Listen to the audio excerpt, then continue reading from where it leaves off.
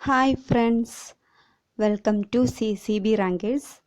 ഇന്ന് നമുക്ക് കോപ്പറേറ്റീവ് ലോയുടെ 40 മുതൽ 45 വരെയുള്ള സെക്ഷൻസ് നോക്കാം. Okay. Section 40 exemption from certain taxes, fees and duties.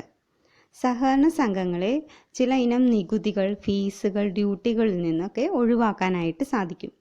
അതിനെക്കുറിച്ചിട്ടാണ് section 40ൽ പറയുന്നത്.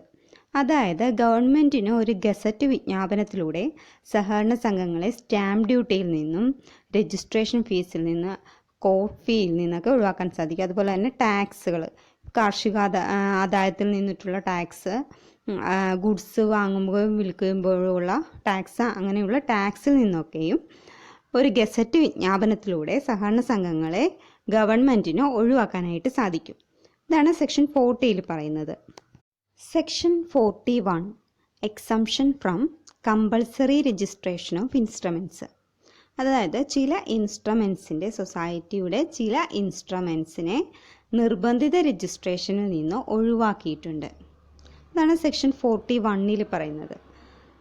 അതായത് സെക്ഷൻ 41 പ്രകാരം സഹകരണ സംഘങ്ങളെ ചില കാര്യങ്ങളിൽ സഹകരണ സംഘങ്ങളെ നിർബന്ധിത രജിസ്ട്രേഷനിൽ നിന്ന് ഒഴിവാക്കിയിട്ടുണ്ട്. അതായത് ഇപ്പോൾ കോപ്പറേറ്റീവ് സൊസൈറ്റികളുടെ ഷെയറുമായി ബന്ധപ്പെട്ട ഇൻസ്ട്രുമെൻറ്റ്സ് ആണെങ്കിൽ, അല്ലെങ്കിൽ ഇപ്പോൾ സഹകരണ സംഘങ്ങൾ പുറപ്പെടുവിക്കുന്ന കടപ്പത്രങ്ങൾ, അവയുടെ ട്രാൻസ്ഫറുമായി ബന്ധപ്പെട്ട ഇൻസ്ട്രുമെൻറ്റ്സ്, അതൊക്കെ നിർബന്ധിത രജിസ്ട്രേഷനിൽ നിന്നും സെക്ഷൻ 41 പ്രകാരം ഒഴിവാക്കിയിട്ടുണ്ട്. ഇതാണ് സെക്ഷൻ 41ൽ പറയുന്നത്. Section 42 direct partnership of government in societies. ഗവൺമെൻറ്റിന് സഹകരണ സംഘങ്ങളിലുള്ള നേരിട്ടുള്ള പങ്കാളിത്തത്തെക്കുറിച്ചിട്ടാണ് സെക്ഷൻ 42ൽ പറയുന്നത്. The government may subscribe directly to the share capital of a society with limited liability. ഒരു ലിമിറ്റഡ് ലയബിലിറ്റി സൊസൈറ്റിയിൽ നിന്നും ഗവൺമെൻറ് നേരിട്ട് ഷെയറുകൾ വാങ്ങിക്കൊണ്ട് പങ്കാളികളാകുന്നു. ഡയറക്റ്റായിട്ടാണ് പങ്കാളികളാവുന്നത്. ഗവൺമെൻറ് നേരിട്ട് ഷെയറുകൾ വാങ്ങിച്ച് പങ്കാളികളാകുകയാണ് ചെയ്യുന്നത്. Section 43 indirect partnership of government in societies. അതായത് ഇൻഡയറക്റ്റായിട്ട് പങ്കാളികളാകുന്നു ഗവൺമെൻറ്. അതിനെക്കുറിച്ചിട്ടാണ് സെക്ഷൻ 43ൽ പറയുന്നത്. The government may provide money to a society for the purchase of shares in other society with limited liability. അതായത് ഗവൺമെൻറ് ഒരു സൊസൈറ്റിക്ക് മണി പ്രൊവൈഡ് ചെയ്യും. എന്തിനു വേണ്ടിയിട്ടാണ്? മറ്റൊരു ലിമിറ്റഡ് ലയബിലിറ്റി സൊസൈറ്റിയിൽ നിന്നും ഷെയറുകൾ വാങ്ങാൻ വേണ്ടിയിട്ട്.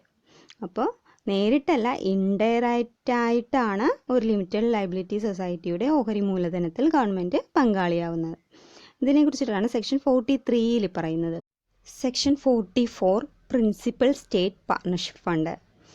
Principal state fund maintained by state cooperative bank by using the fund received from government.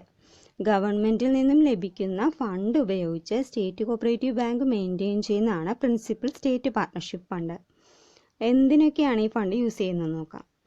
Directly purchasing share of other society with limited liability. മറ്റ് ലിമിറ്റഡ് ലയബിലിറ്റി സൊസൈറ്റികളിൽ നിന്നും നേരിട്ട് ഷെയറുകൾ പർച്ചേസ് ചെയ്യാൻ വേണ്ടിയിട്ട്. Providing financial assistance to central society for purchasing share of primary society.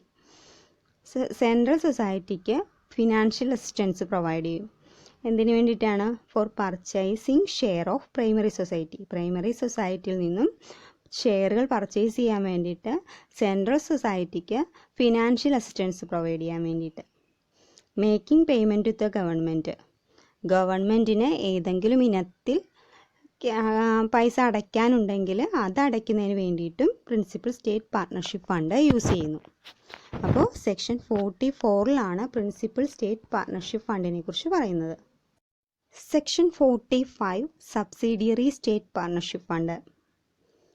Subsidiary state partnership fund maintained by DCB by using the fund received from PSPF of KSCB. Kerala state cooperative ബാങ്കിൻ്റെ principal state partnership ഫണ്ടിൽ നിന്നും ലഭിക്കുന്ന fund ഉപയോഗിച്ച് DCB maintain ചെയ്യുന്ന ഫണ്ടാണ് subsidiary state partnership fund. എന്തിനൊക്കെയാണ് use ചെയ്യുന്നത് നോക്കാം. Purchasing share in primary society. Primary സൊസൈറ്റികളിൽ നിന്നും പർച്ചേസ് ചെയ്യാൻ വേണ്ടി, ഷെയറുകൾ പർച്ചേസ് ചെയ്യാൻ വേണ്ടിയിട്ട്. Making payment to the apex സൊസൈറ്റിക്ക് ഏതെങ്കിലും ഇനത്തിൽ പൈസ അടയ്ക്കാനുണ്ടെങ്കിൽ അതിന് വേണ്ടിയിട്ടും subsidiary state partnership fund use ചെയ്യാൻ സാധിക്കും. ഇനി അപ്പെക്സ് സൊസൈറ്റിയാണ് principal state partnership fund maintain ചെയ്യുന്നത്. DCB സബ്സിഡിയറി സ്റ്റേറ്റ് പാർട്ട്ണർഷിപ്പ് ഫണ്ടാണ് മെയിൻറ്റെയിൻ ചെയ്യുന്നത്. അപ്പോൾ അപ്പെക്സ് സൊസൈറ്റി വൈൻഡപ്പ് ചെയ്യുകയാണെങ്കിൽ ഈ പ്രിൻസിപ്പൽ സ്റ്റേറ്റ് പാർട്ട്ണർഷിപ്പ് ഫണ്ടിലെ ഫണ്ട് ഗവൺമെൻറ്റിലേക്കും, സെൻട്രൽ സൊസൈറ്റി വൈൻഡപ്പ് ചെയ്യുകയാണെങ്കിൽ സബ്സിഡിയറി സ്റ്റേറ്റ് പാർട്ട്ണർഷിപ്പ് ഫണ്ടിലെ ഫണ്ട് അപ്പെക്സിലേക്കും മാറ്റണം.